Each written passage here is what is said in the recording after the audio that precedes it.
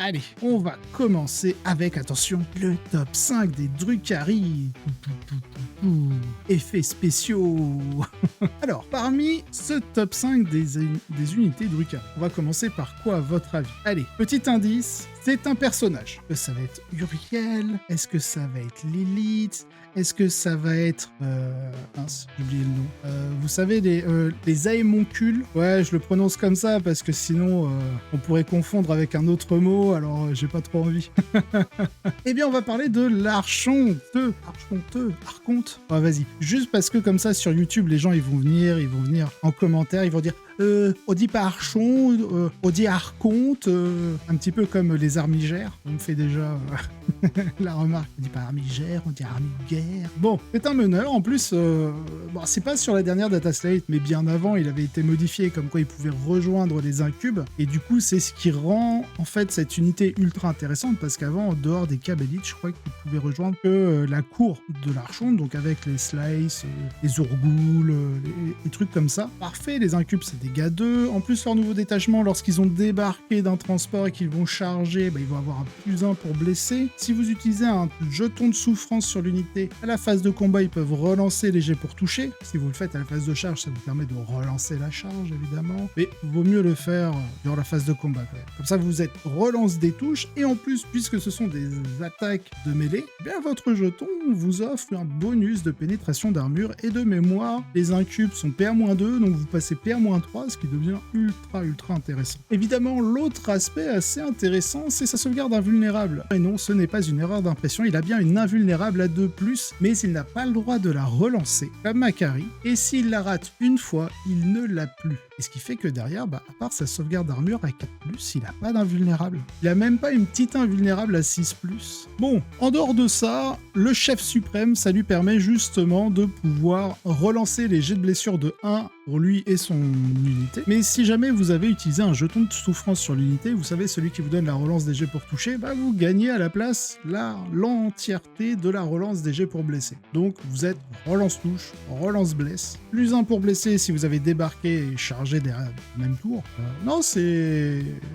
très fort. Alors souvent les listes vont en jouer 2 et souvent ils vont rajouter Drazar en 3e archonte en gros pour compléter la 3e unité d'un cube parce que Drazar donne des dégâts 3. Certes, il n'y a que lui qui est dégâts 3, le reste sera dégâts 2. Donc en vrai, moi je vous conseille plutôt 3 archons.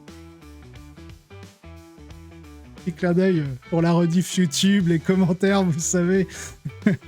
Bref, vraiment il est exceptionnel. Alors, par contre, maintenant, son génie perfide, c'est plus le même vecte qu'avant, mais toute unité qui sera à 12 pouces de lui devra payer un PC supplémentaire, son stratagème. Donc ça peut être sympa, mais pas vraiment, parce qu'on va le voir, enfin, si jamais vous commencez à jouer Archonte, vous allez voir que vous allez avoir en fait pas mal de techniques, de stratégies, etc. pour pouvoir justement rembarquer. Vous n'allez pas souvent l'utiliser, donc c'est bien et pas bien à la fois. C'est moyen moins, on va dire. Pour ce qui est du reste, bon, il a des pistolets sympas, mais sans plus, même s'il en a un qui est force 8, PA-3, dégâts D3, donc c'est un dégât assez aléatoire, donc un peu dommage. Par contre, il a une arme de corps à corps qui est plutôt cool contre de l'infanterie, parce que sinon il est juste force 3, mais derrière c'est 5 attaques touche à 2, donc n'oubliez pas, il roule touche, il roule blesse. PA-2, dégâts 2, donc franchement, c'est correct. C'est très correct. Allez, on va passer à l'unité suivante. Bon, bien sûr, hein, vu qu'on a parlé de l'archon, le comique de répétition me fait pas peur. Eh bien, on va forcément parler des incubes. Voilà. Bon, ça bouge de 7. Ça envoie 3 patates de force 4, PA-2, dégâts 2. Alors, la force 4, on pourrait se dire, ouais, la force 4, c'est pas terrible. Et puisqu'on compte, en fait, dans la stratégie, le +1 pour blesser, je veux dire que dans le pire des cas, vous allez blesser à 5+. Et vu que vous allez utiliser un jeton de souffrance sur ce genre d'unité, parce qu'elle a un fort impact, et que vous avez le copain Archon derrière, il le donne la relance des jets pour blesser grâce au jeton de souffrance, bah vous êtes reroll touche, reroll bless, donc même si vous blessez à 5+, relançable, franchement, il n'y a pas grand chose à dire d'autre sur cette unité, elle est performante, le tout se combine parfaitement, le seul point faible c'est sa force 4, certes, mais on avait calculé à l'époque une unité de 10 qui charge un Land Raider, ça explose un Land Raider ennemi, je crois, en stat. Bref, De l'autre côté, on a leur capacité qui est tourmenteur, c'est-à-dire qu'au début de la phase de combat, chaque unité ennemie qui est à portée d'engagement d'une ou plusieurs unités ayant cette aptitude fera un test d'ébranlement. Et ce qui est sympa quand c'est au début de la phase de combat, c'est-à-dire avant même d'avoir commencé à faire vos activations, c'est de forcer en fait un test d'ébranlement, comme ça si l'adversaire le rate, il pourra pas faire de stratagème sur son unité. Donc ça c'est plutôt cool en vrai. C'est à peu près tout. Ils sont invulnérables à 5, donc ça reste correct pour une unité à 1 point de vie, 3 d'endurance. Vous avez une chance sur 3 par blessure que vous allez subir de pouvoir justement survivre. Évidemment, les Drukhari ne sont pas connus pour leur résilience en soi, sauf si vous jouez l'espace réel avec des gros tests parce que vous avez un stratagème qui vous offre un -1 pour être blessé.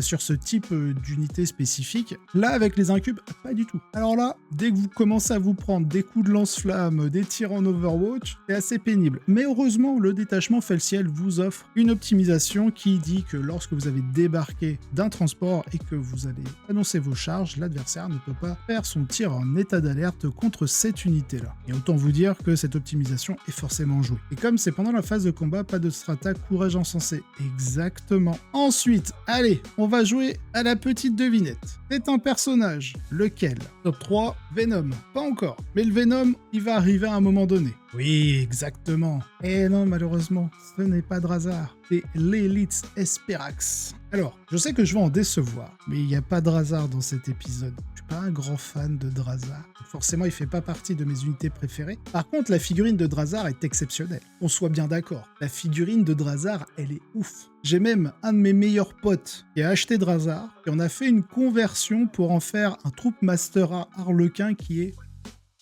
magnifique. Bref, l'Elite Esperax. Bon, clairement, combat en premier. Si on vous charge, vous tapez avant lui. Si vous chargez et qu'il n'est pas fight first, vous tapez avant lui. Bon, par contre, si vous chargez une unité adverse qui a fight first, problème. Je dirais même plus que l'élite est très performante maintenant que l'intervention héroïque coûte que 1 point de commandement. Et puisque vous avez combat en premier, ça vous permet en fait de menacer n'importe quelle unité ennemie qui voudrait charger, je sais pas, un véhicule ou je ne sais quoi. Hop, pour un PC, il a fini son mouvement de charge à 6 pouces. Vous faites votre intervention héroïque et grâce à votre combat en premier, vous allez taper d'abord. Et quand vous avez une petite dame comme elle, et touche soutenue 2, anti-infanterie 2+, 8 attaques je crois de base, ouais c'est ça. Mais une fois par bataille, vous pouvez monter à 12 attaques, touche à 2+. N'oubliez pas, phase de combat, le petit jeton de souffrance pour relancer les jets pour toucher. Donc en gros, ça veut dire que statistiquement, vous allez relancer tous les résultats et n'auront pas fait 6, histoire d'optimiser votre touche soutenue 2. Vous lancez 12 dés à 2+, relançable, hop, paf, paf, paf, on rajoute des touches. Derrière, vous allez blesser à 2+, contre l'infanterie. Vous êtes PA-2 de base, mais vous avez payé le petit jeton de souffrance, donc vous êtes PA-3. Mais, oui, j'ai pas fini. Elle a sa capacité épouse de la mort, qui vous permet en fait de donner déjà combat en premier à l'unité qu'elle mène, donc des Sérastes, mais en plus de donner +1 en force et +1 à la pénétration d'armure. Donc en gros, vous avez l'élite, ou jeton de souffrance, et PA-4. Alors, vrai problème, les dégâts 1. C'est vraiment le seul truc qui la pénalise. Et j'ai envie de dire, il lui faut bien un point faible. Vous imaginez si elle était dégâts 2? Oh, le monstre, pardon. Elle est invulnérable à 4+, donc c'est très bien dans une armée qui n'est pas du tout résiliente, parce qu'elle reste endurance 3 et seulement 4 points de vie, c'est ultra fragile. La petite invue à 4 des fois pour juste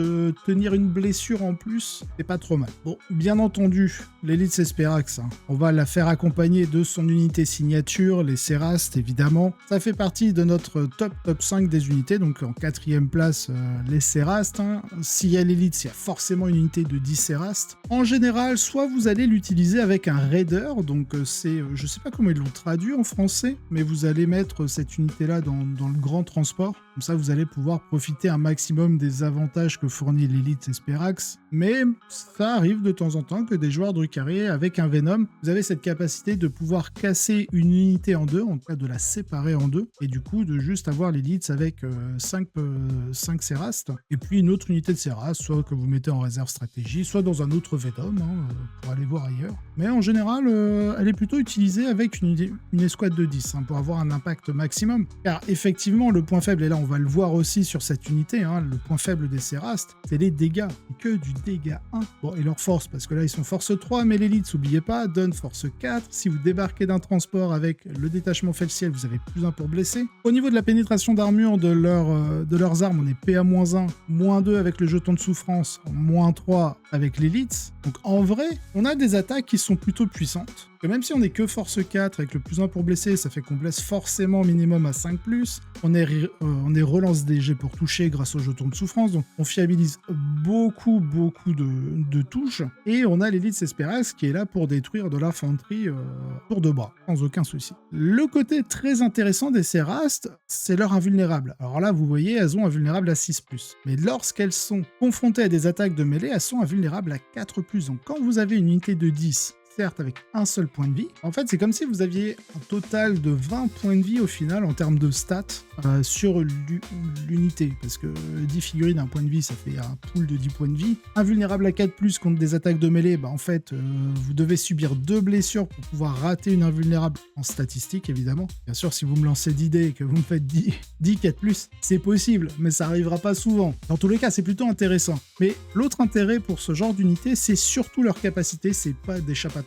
Chaque fois qu'une unité ennemie est à portée d'engagement, vous excluez les monstres et les véhicules, bien entendu. D'une ou plusieurs unités ennemies, si vous êtes à portée d'engagement de plusieurs unités ennemies, vous allez pouvoir potentiellement empêcher, ou en tout cas, pas empêcher, mais rendre plus difficile le choix de pouvoir désengager de la part de votre adversaire. Car il va devoir faire forcément un test de fuite désespérée, donc ça veut dire que de base, même si vous ne traversez pas de figurine, vous allez devoir faire le test, et n'oubliez pas, vous perdez une figurine sur un résultat de 1 ou 2. C'est-à-dire que vous avez une chance sur 3 de rater. Donc si vous avez une escouade de 9, potentiellement c'est 3 morts. Donc si vous avez 9 Terminators qui essaient de désengager, perdre 3 Terminators, vu le coût du Terminator par rapport aux Sérastes, les Sérastes elles sont bien contentes. Et si par malheur vous êtes choqué à cause d'un test d'ébranlement que vous avez raté précédemment, vous avez -1 sur ce test. Donc ça veut dire que sur un résultat de 1, 2 ou 3, vous allez perdre une figurine, et 1, 2 ou 3, c'est 50% de chance. Donc si vous avez une escouade de 10, c'est comme si vous perdiez 5 figurines. Donc en fait, c'est aussi pour ça qu'on a certains joueurs qui aiment bien séparer l'unité 10 en 2x5 pour justement aller chercher des unités et les empêcher de se désengager comme ça. Parce que vous avez l'invulnérable à 4+, donc vous pouvez encaisser un certain volume, pas non plus un volume de dingo, mais vous êtes en capacité d'encaisser un certain volume d'attaque grâce à cet invulnérable, et derrière, vous bloquez en fait l'unité ennemie. Potentiellement, vu que vous êtes vous-même infanterie, il peut pas vous tirer dessus, à moins qu'il ait des pistolets, ou qu'il soit monstre ou véhicule, mais les monstres ou véhicules, je le rappelle, ne sont pas soumis à cet effet. Donc vraiment, c'est une unité que j'aime particulièrement, et puis de toute manière, elle est toujours jouée au moins en 1x10 dans toutes les listes, parce qu'il y a l'élite Esperax, que l'élite Esperax est exceptionnelle contre les unités d'infanterie. Voilà. Allez, on passe à la suite. Alors, 5e unité, on a parlé Archon. Alors pour ceux qui viennent d'arriver, je me force à dire Archon et à faire un clin d'œil, parce qu'on m'a déjà repris sur la manière dont je prononce les noms de certaines unités, et du coup, vu que l'épisode sera en rediffusion sur YouTube, je mettrai à chaque fois un petit zoom puis un petit troll sur le clin d'œil. Allez, 5e unité pour moi, évidemment, c'est le Venom. Il est incroyable. Vraiment, il est incroyable. Vous pouvez tout mettre dedans. 5 incubes avec un archon, 5 Sérastes avec l'élite, 5 vrac avec l'Aémoncule ou Uriel. C'est un véhicule qui est vraiment intéressant. En termes d'armes de tir, il est bien équipé. Alors, particulièrement contre l'infanterie, parce qu'ils ont beaucoup d'armes anti-infanterie, 3+, ou 4+, enfin bref, voilà. Premier intérêt. Bon, déjà, vous avez 6 ponts de tir. C'est-à-dire que toutes les figurines qui sont embarquées peuvent tirer. Donc en gros, si vous jouez avec des guerriers cabalites, que vous séparez l'unité de 10 en 2x5, vous prenez une unité avec toutes les armes spéciales et le sergent, hop, vous les mettez dans le Venom, comme ça ils peuvent zigzaguer, vous mettez le pion de souffrance sur le Venom, comme ça vous êtes relance des jets pour toucher durant votre phase de tir, et donc vous profitez aussi bien de toutes les armes que possède le véhicule de base, que des figurines embarquées en fait. Donc en dehors de cette séparation d'unités, il y a aussi une capacité, alors sur cette fiche, je crois pas que ce soit sur cette fiche, ouais non, c'est pas sur cette fiche, c'est sur la deuxième partie de cette fiche que je n'affiche pas. Mais si jamais vous avez en fait des cabalites, alors non, c'est dans la capacité des cabalites, pardon. La capacité des Kabalites, c'est que vous pouvez coller un objectif. C'est-à-dire que si à la fin de votre phase de commandement, vous contrôlez l'objectif avec une unité de guerrier Kabalite, vous maintenez le contrôle de cet objectif, même si vous n'avez plus d'unité dessus. Jusqu'à évidemment que votre adversaire vienne dessus pour se l'accaparer. Mais on a une précision supplémentaire sur la capacité des guerriers Kabalites, c'est si jamais ils sont dans un transport et que ce transport est à portée du marqueur d'objectif, eh bien vous collez l'objectif aussi. Donc du coup, vous pouvez avoir un petit Venom, hop, fond de table, il va faire ses petits zigzags pour capturer un objectif par-ci, un objectif par-là, juste pour pouvoir les coller et garder le contrôle. Parce que le problème avec les Drukhari, vu que c'est une armée qui est plutôt fragile, donc en gros, si vous investissez des ressources pour détruire quelque chose, vous allez le détruire. C'est toute une compétence pour les joueurs Drukhari de savoir quel genre de ressources exposer, quelles ressources accepter de se faire détruire, etc.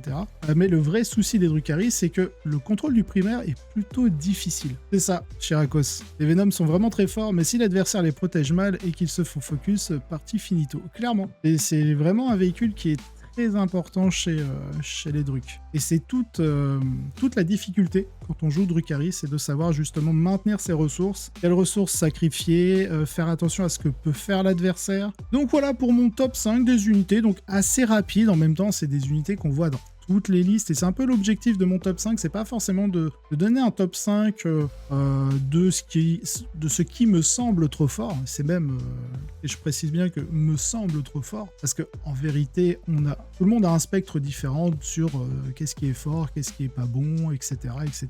Moi, ça m'est déjà arrivé dans une asso par chez moi, où on me dit, ouais, viens, fais une liste molle pour une fois, je fais une liste molle, ça m'empêche pas de gagner la partie, puis on me dit, ah ouais, mais en fait, ta liste, elle était pas si molle. Ah bah non, c'est pas dingue ce que j'ai ramené. Vu qu'on semble pouvoir marquer moins de points de secondaire en Nexus Paria, ça va être plus dur pour les Drukhari, non, vu que le primaire, comme t'as dit, eh bien, je pense l'inverse, en fait, pour les Drukhari. Parce qu'ils scorent très bien les secondaires, et c'est toujours le cas en Paria Nexus. Et vu que les missions secrètes sont basées sur ton primaire, c'est-à-dire qu'à la fin du tour 3, en commençant par le deuxième joueur, c'est la personne qui a le moins de points de primaire qui peut lancer une mission secrète, enfin, égale ou moins. Et du coup, vu que les Drukhari galèrent un petit peu sur le primaire classique, c'est-à-dire maintenir le contrôle des objectifs, en fait, du coup, ils seront plus susceptibles de pouvoir choisir une mission secrète, de valider la mission secrète si c'est genre, je sais pas, avoir une unité de ligne à portée de la zone de déploiement adverse, il me semble. Il y a une mission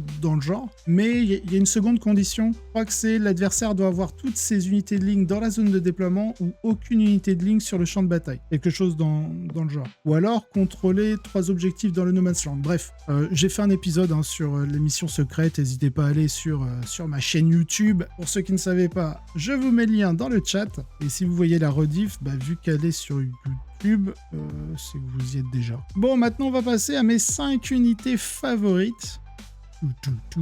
Mes 5 unités favorites.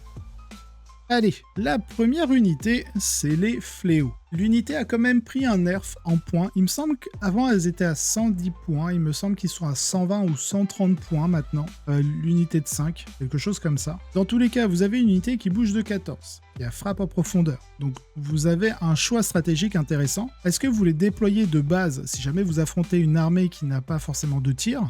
Là, vous pouvez potentiellement vous permettre de les déployer. Sinon, en général, on reste sur des caractéristiques d'Eldar, endurance 3. Là, c'est save à 4, un vue à 5, donc ok, vous pouvez encaisser quelques coups, mais pas les rafales de claques à la Bud Spencer, ou à la Obélix plutôt. Bref, le véritable intérêt de ce genre d'unité, c'est que de base, au minimum, vous allez pouvoir avoir 4 armes lourdes. Et là, vous avez le choix entre les lances des ténèbres, le fusil disrupteur, voilà, lance de feu, bon, lance de feu 18 pouces, bof quoi. C'est surtout lance des ténèbres ou le fusil disrupteur qui est très joué. J'ai déjà vu, mais c'était à l'époque où tout le monde jouait l'espace réel en détachement, puisque c'était le seul, où on avait potentiellement une escouade qui était entièrement équipée de canons, comment ils appellent? Canons éclateurs. Ça, c'est surtout de l'anti-infanterie et beaucoup de saturation, parce qu'ils ont touche soutenue de mémoire. Ouais, c'est ça, lourd, touche soutenue, anti-infanterie 4+, et 3+, et c'est dégâts 2 surtout. C'est ça qui est très intéressant. Mais en ce moment, c'est surtout lance des ténèbres, fusil disrupteur, on est là pour casser du monstre et surtout du véhicule. Lorsqu'on était dans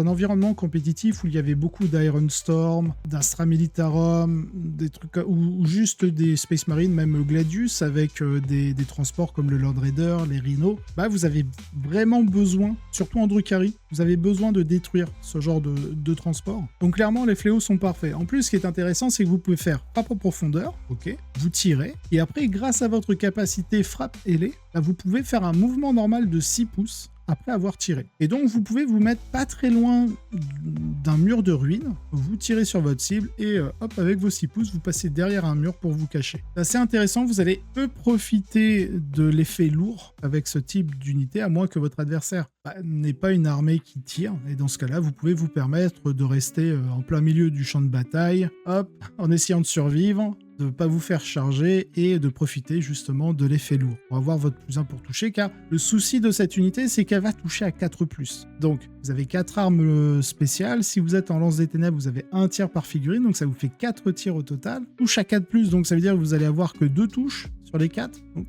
c'est assez maigre. Vous pouvez rajouter évidemment le jeton de souffrance pour relancer les jets pour toucher. Dans ce cas-là, statistiquement, vous allez avoir 3 touches sur 4. Ça fait un peu cher, j'ai envie de dire, le jeton de souffrance.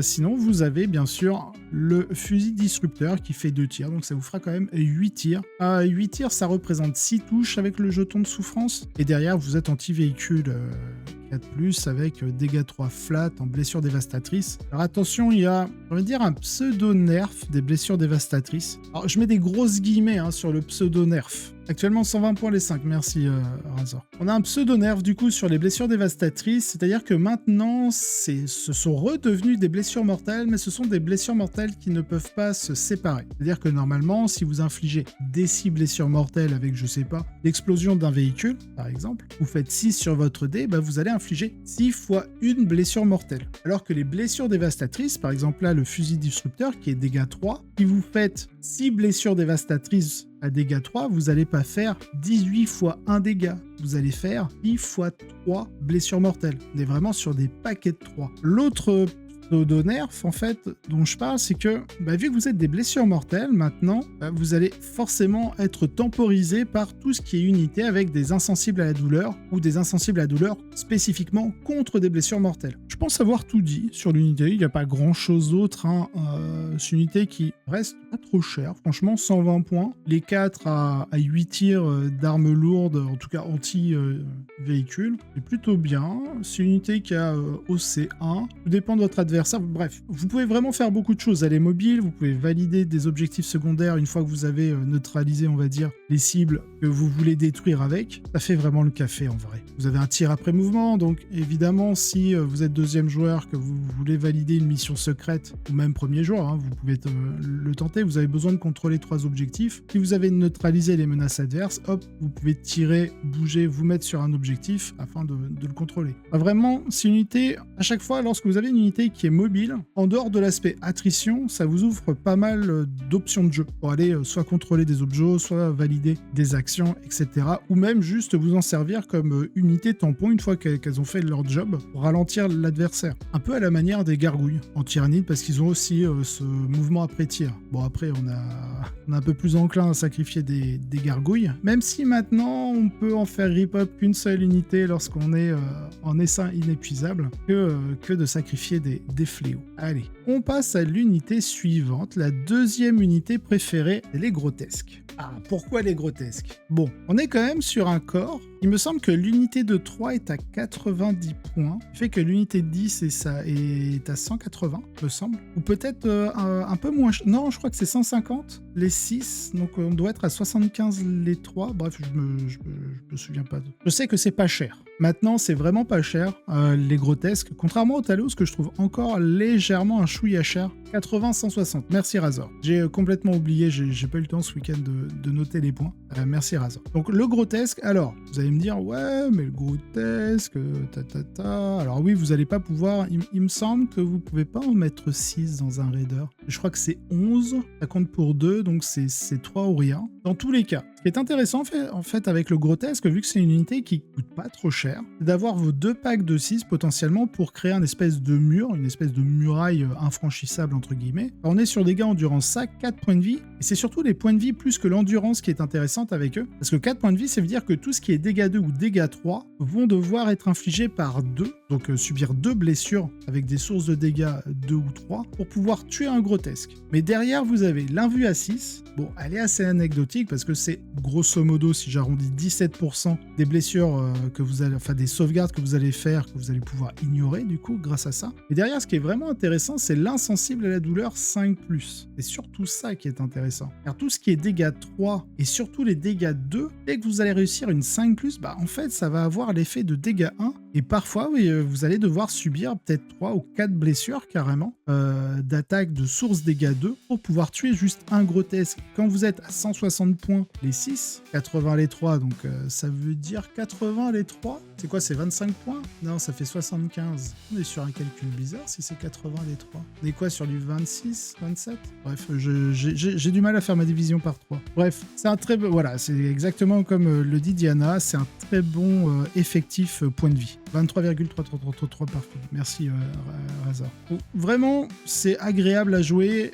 En plus, vous êtes équipé de lance-flammes jumelé, donc pas jumelé, de lance-flammes torrent, donc vous touchez automatiquement. Donc lorsque vous voulez faire du tir en état d'alerte, au niveau du corps à corps, on reste sur du dégâts 2. Alors c'est un profil que je connais très bien, hein. C'est 4 attaques, touche à 3+, force 5, PA-1, dégâts 2. C'est exactement le même profil que les cavaliers sur Loutonnerre. Ils ont aussi 4 attaques, les cavaliers, et ça touche pareil. C'est exactement le même profil à l'identique. La seule particularité des grotesques, c'est qu'ils ont, comme les Wolfen chez les Space Wolf, la possibilité, s'ils ne se sont pas activés durant la phase de combat, et qu'ils sont détruits, sur un 4+, de pouvoir s'activer. Donc ça vous fournit quand même en fait une unité endurante, j'ai pas envie de dire résiliente, parce que si on veut en fait vraiment détruire des grotesques, on peut d'investir un peu de ressources et on va les détruire. Mais c'est une unité qui, par rapport à son coût, va demander un investissement en ressources de la part de l'adversaire qui est assez important. Et du coup, les grotesques, vous pouvez très bien les jouer. Alors en espace réel, c'est genre parfait parce que vous avez un stratagème qui permet de leur donner un -1 pour être blessé. Donc ça c'est nickel. Quand vous êtes endurance 5, régulièrement l'adversaire va vous blesser soit à 3+ avec des armes assez importantes, ou alors ce sera souvent sur du 4+.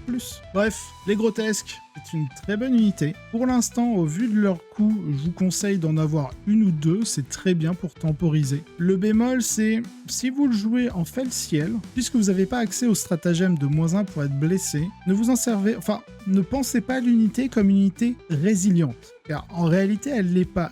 C'est une unité qui absorbe. Donc vous savez qu'elle va mourir, mais c'est une unité où vous allez devoir faire attention où vous allez la placer, et vous allez devoir impacter des unités qui vont s'engluer dans vos grotesques. C'est-à-dire, faut pas que l'unité que vous allez atteindre ne soit pas trop létale. Je sais pas, envoyez pas des grotesques contre Angron, par exemple. Sauf si vous voulez le bloquer un tour. Ça va le bloquer un tour, mais c'est tout. Et des fois, un tour, c'est bien. Mais faut pas non plus s'attendre à des miracles. C'est pas des Terminator, quoi. Là, faut en être conscient. Ça chasse pas mal le MSU et ça fait des actions pour pas trop cher. Ouais. Allez, on va passer à l'autre unité favorite. Celle-ci, c'est le Ravageur. On a parlé des fléaux, mais au final, le Ravageur, j'aime beaucoup. Il a une espèce de relance intégrée, donc vous n'avez pas forcément besoin d'utiliser de pion de souffrance dessus, parce que vous avez bien plus utile à faire que de le mettre sur un véhicule. Et le Ravageur, bon, souvent, il sera équipé de 3 lances des ténèbres. C'est vraiment l'unité anti-char, et pour son coup, franchement, vous avez une endurance de 9. En gros, vous êtes une espèce de rhino avec 3 armes lourdes. Voilà. Bon, vous n'avez pas la capacité de transport, certes, mais vous avez 3 armes lourdes. Si l'unité contre laquelle vous allez tirer est à son effectif initial, vous aurez la relance des 1 pour toucher. Mais si une unité a un effectif initial de 1, d'aptitude s'applique, bien sûr, à la cible seulement par rapport à ses points de vie. Si vous allez tirer, je sais pas, sur un monstre ou un véhicule, faut qu'il soit avec tous ses points de vie. Quand s'il a perdu un point de vie, hop, vous avez plus de relance. Donc en général, ce qu'il va falloir faire, c'est synchroniser vos ravageurs et vos fléaux. Donc, pourquoi je dis synchroniser? Parce que d'abord, il faudra tirer avec vos ravageurs pour profiter de la relance des 1 et appliquer un certain nombre de dégâts. Et ensuite, vous finirez avec un jeton de souffrance sur vos fléaux. Donc voilà, moi j'aime particulièrement le ravageur. Alors, dans les listes solo, j'en jouerais peut-être pas plus de 2. 3, ça me semble un peu excessif. 2, ça me semble bien, mais un seul, ça me semble pas suffisant. Dans mes listes, je suis souvent partisan du x2 dans les unités. C'est assez rare que je joue une unité unité toute seule. Je suis en train de réfléchir, bon, sauf les héros épiques, hein, vous pouvez pas en avoir plus d'un. Je regarde dans mes Space Wolf, ouais, j'ai 2 Wolfen. Bon, après les Scouts et les Thunderwolf, c'est x3, c'est tellement cracked. Ah, j'ai 2 Seigneurs Loups. Est-ce que j'ai en unité toute seule? Ah si, les Infiltrators, pas besoin d'en avoir 2. Enfin bref, voilà. Il y a vraiment pas grand chose à dire. Alors si, la question pourrait se poser, est-ce que le canon des intégrateurs est intéressant?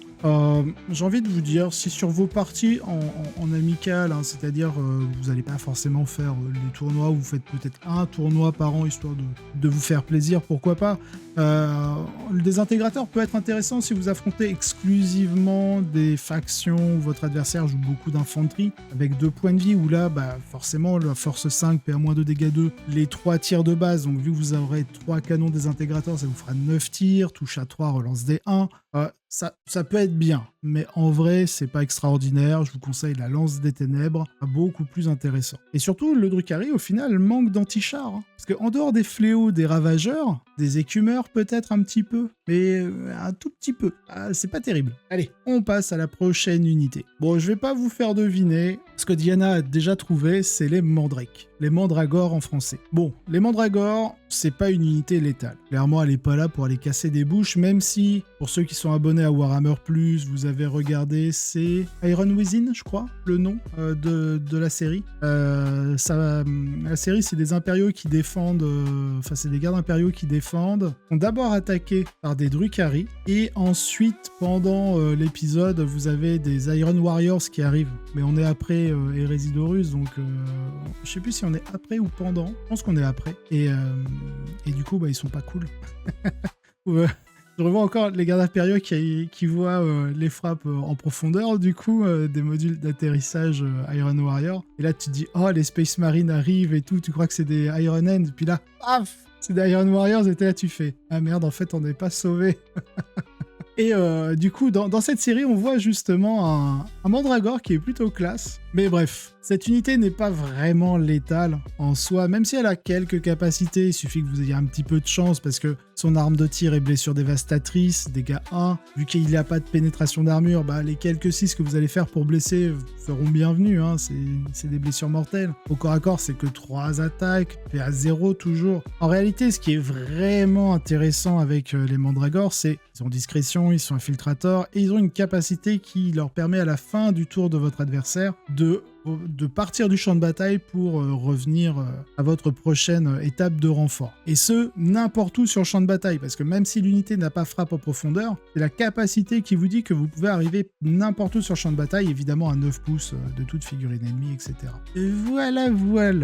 Là, je crois qu'on était à la 4e unité, j'ai parlé des fléaux, du ravageur, des grotesques, des mandragores, et là, on va parler de la dernière unité. En 5e unité favorite, eh bien écoutez, je vais vous parler des écumeurs. Les écumeurs, on ne les voit plus tant que ça en V10. On en voit dans quelques listes quand même, parce qu'ils ont accès... Alors attendez, parce que je me trompe souvent entre le dislocateur et la lance de feu. Voilà, c'est de la lance de feu, parce qu'elle est assaut et fusion 3 quand vous êtes dégâts D6, force 14, PA-4. Bon, bien sûr, ce sera qu'un tiers, parce que je crois que vous pouvez en avoir qu'un par tranche de 3 figurines, il me semble.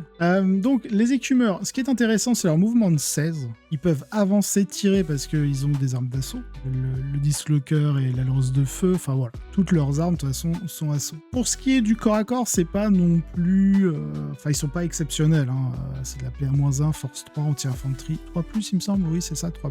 Et surtout, ce qui va être intéressant, c'est leur capacité éviscération au passage, parce que chaque fois que cette unité termine un mouvement normal, vous pouvez choisir une unité ennemie, hormis les monstres et les véhicules, toujours. C'est pour ça que les Drukhari sont assez mal équipés, entre guillemets, contre les véhicules et les monstres, parce qu'ils ont beaucoup de capacités qui précisent en dehors des monstres et des véhicules. Donc c'est pour ça qu'il vous faut absolument des fléaux, peut-être des ravageurs, un petit peu d'écumeurs si vous jouez purement Drukhari. Dans tous les cas, si vous êtes passé par-dessus une unité ennemie, bah, vous pouvez la choisir. Dans ce cas, vous allez lancer un D6 pour chaque figurine de l'unité ayant l'aptitude éviscération au passage. Et sur un 4+, vous allez tout simplement infliger une blessure mortelle. Alors bon, quand vous avez 3 figurines, hein, vous lancez que 3D, donc sur un 4+, vous avez 1,5 réussite en stats. Donc soit vous allez faire une blessure mortelle ou 2 blessures mortelles. Mais le véritable intérêt de cette unité, c'est surtout la mobilité pour aller prendre des quarts de table, faire une action, passer la zone de déploiement adverse pour valider derrière les lignes ennemies, par exemple, et son tir anti-char avec la lance de feu. Il n'y a vraiment pas d'autre chose à dire dessus. Elle coûte vraiment pas cher, donc vous pouvez facilement avoir 3 x 3 unités. En général, les unités Drukhari ne coûtent pas trop cher et vous allez voir que dans vos listes, vous allez avoir énormément d'unités. Et le tout, c'est de pouvoir bien s'organiser sur quel est l'objectif de mes unités, qu'est-ce qu'elles doivent faire, pour pouvoir justement vous organiser sur qu'est-ce que je dois envoyer comme unité, parce que si je l'envoie pour valider un objectif, certes, je vais faire des points de victoire, mais derrière, vu qu'elle est fragile, l'adversaire va pouvoir la détruire. Donc c'est aussi à vous en tant que joueur Drukhari de pouvoir bien vous organiser sur la gestion de vos ressources. Vous devez en sacrifier pour faire des points, mais il y a l'art et la manière, comme on dit. Et normalement c'est bon pour ces 5 unités favorites. On va passer aux 2 mentions honorables. Oui, cette fois-ci, il y a 2 mentions honorables. Ça ne veut pas dire que dans tous les épisodes, il y aura 2 mentions honorables. C'est juste que là, je voulais absolument parler de ces 2 unités que je trouve sympa, en vrai. Surtout la première. Alors, le Beastmaster, exactement, le Belluaire en français. Ah, vous avez vu la petite animation avec toutes les bêtes. Je vais aller chercher chaque bête quand même parce qu'ils sont même plus sur le site de Games Workshop, donc j'ai dû faire de la recherche Google, trouver des images de qualité, on va dire, acceptable, et je dois vous dire que j'ai dû trier, parce que les vieilles photos début année 2000 en 240p, merci, bonsoir.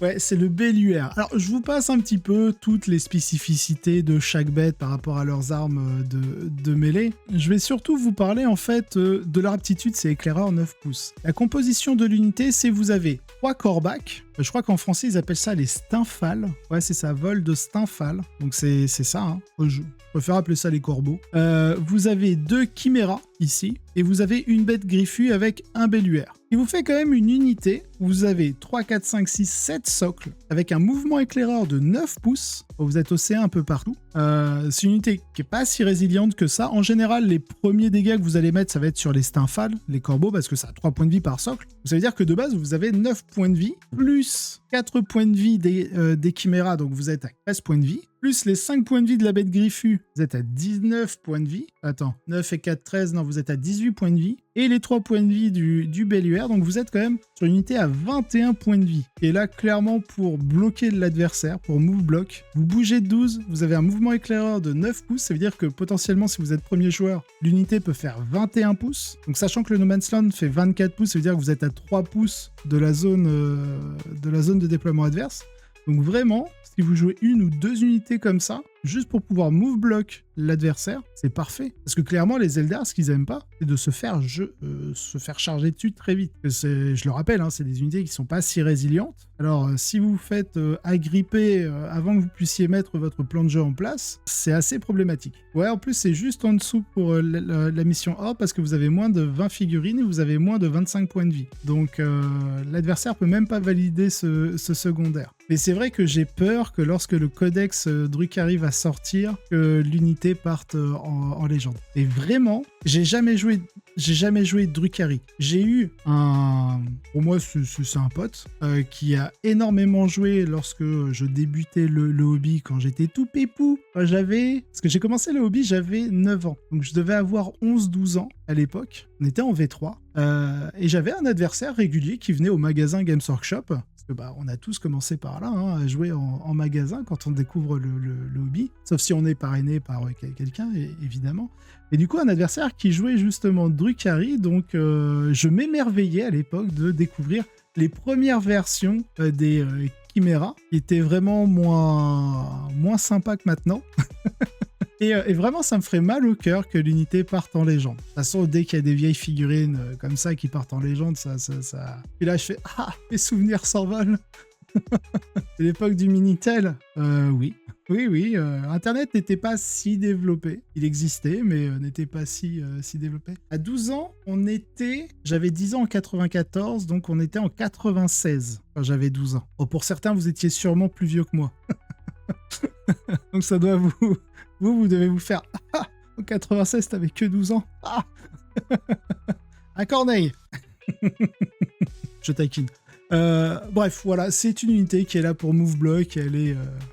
Je ne demande pas de quoi tu parles. C'est une unité qui est vraiment bonne pour move block. On te zute. C'était le bon temps, tu m'étonnes. Allez, à votre avis, la deuxième unité en mention honorable. Allez, je vous donne un petit indice, ok? On peut pas la trouver sur le catalogue de Games. C'est la Cour de l'Archon. Alors, je suis allé voir si c'était possible de le faire. Et donc, en fait, la Cour de l'Archonte peut intégrer une unité de guerrier kabbalite s'il y a l'Archonte dedans. Ce qui fait que potentiellement, vous pouvez, avec le Venom, split l'unité, enfin séparer l'unité de kabbalite, parce que c'est à la déclaration de la formation de bataille, c'est à la même étape où vous dites quel personnage rejoint quelle unité. Donc, en gros, vous séparez l'unité de guerrier kabbalite en prenant que les armes spéciales. Vous mettez la Cour de l'Archonte dedans et l'Archonte potentiellement, ce qui fait que vous avez une unité qui a touche fatale sur toutes ses attaques, aussi bien de tir que de mêlée, parce que c'est toutes les armes équipées. Le Medusa permet de forcer un test de Battle Shock à votre phase de tir, donc ce qui vous permet durant votre phase de combat, si l'unité en fait est fait Battle Shock, que vous chargez derrière avec le détachement fait le ciel, vous avez le plus un bless, etc. Vous commencez à être touche fatale, plus un bless. Ensuite vous avez le slice qui fait que on a -1 pour vous blesser. Donc ça peut être un peu relou contre des tirs de saturation principalement. Et enfin l'Ourgoul, espèce de ghoul à 4 œils, vous gagnez combat en premier. Donc ce qui veut dire que même si l'adversaire vous charge, vous allez pouvoir taper d'abord. Alors oui, sur l'écran, vous voyez, c'est pas la vraie figurine du Slice, parce que même si j'aime les vieilles figurines, je la trouve très moche, l'ancienne. Et je suis allé voir sur Google et j'ai trouvé une très très belle conversion. Donc bravo à la personne qui l'a faite. Je crois que c'est le corps de Drazar, parce qu'il a les deux machins derrière là. Il a bien sûr le Clevex des incubes. Et après, je pense que c'est le reste du corps, ça doit être une figurine AOS, je suppose. Ah, ou peut-être Necromunda. Il me semble qu'ils avaient sorti des créatures un petit peu cheloues dans Necromunda. Bref, en tout cas, j'ai vraiment apprécié cette conversion, donc bravo à celui qui l'a fait. Et voilà, c'est à peu près tout pour mes 2 mentions honorables et pour le top 5 des unités Drukhari. Si vous avez apprécié cet épisode, n'hésitez pas à liker, vous abonner et laisser un commentaire. Cela aide énormément au développement de la chaîne, et je remercie tous ceux qui le font. Si vous voulez avoir les épisodes en avance et sans publicité, vous retrouverez en description le lien directement vers ma page Tipeee, ainsi que d'autres contreparties. De plus, vous aurez un lien d'affiliation du partenaire de la chaîne, MyHobbyPlace, si vous souhaitez passer commande. Allez, sur ce, je vous souhaite un excellent wargame.